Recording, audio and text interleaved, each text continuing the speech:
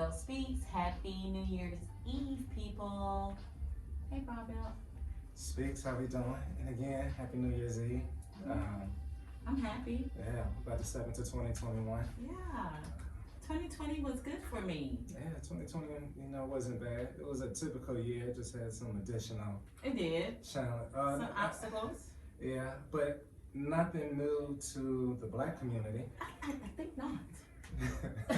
I think it was eye-opener for some of our lighter persuasion communities who just thought we were making shit up, and we talked about the abuse and the challenges we face just day-to-day living. Yeah. From a young age, not even as an adult, it starts at a very young age for the majority of Black men and women. And I think their eyes was open in 2020 to the injustice that we have been encountering for many years.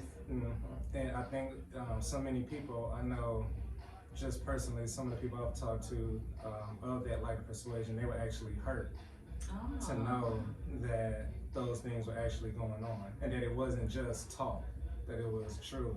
So, because a lot of people, when you don't endure something, you're not impacted by it, so you don't acknowledge it. Okay.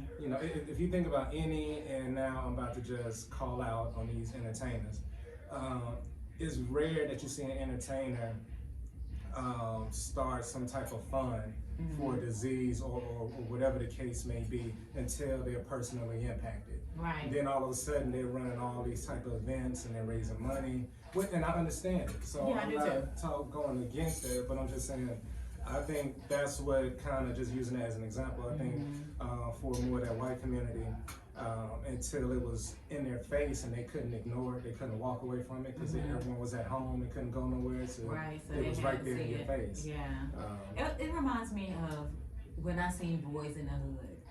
Yeah. Because I really thought it was just a movie. Like, it was no way that this was real life for anybody. Oh, yeah. When I saw it, I was like, okay.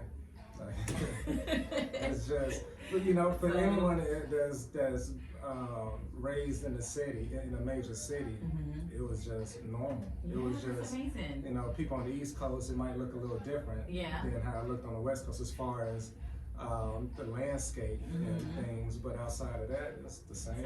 Police act the same way towards us no matter where we are. They act the way, it could be Utah.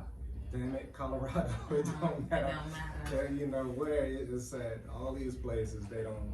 They're not a fan favorite of us. I can remember feeling like that wasn't real, so I can only imagine for the white folks, looking at everything that has been happening in our community. They was just like, where have I been? How did I miss this? And again, it's a lot of it's just ignorance, and I use that word with a positive undertone. Okay, thank you, because I was like, it was a lot of ignorance on people, and even some Black people were ignorant to it. Some Black people who lived a sheltered life that never really entered into the inner city and saw how things took place. They were kept in their little bubble, so even they would talk against some of the topics that were brought up by Black people. And so now you had us fighting against each other because they were unaware of certain situations. But then it all came to light, and you couldn't make any excuses. You couldn't justify a lot of the things that went on. And that was the eye-opener for so many people, is that, okay, before they could justify it and say, well, maybe they did something. Maybe the footage that's being caught is not capturing everything that took place. What happened before the footage started, So, and now when they started seeing the before, the during, and the after, they were like, shit. It's just wrong. Becky, look at this, it's wrong. And this is not new, for any Black person in 2020. It wasn't new at all.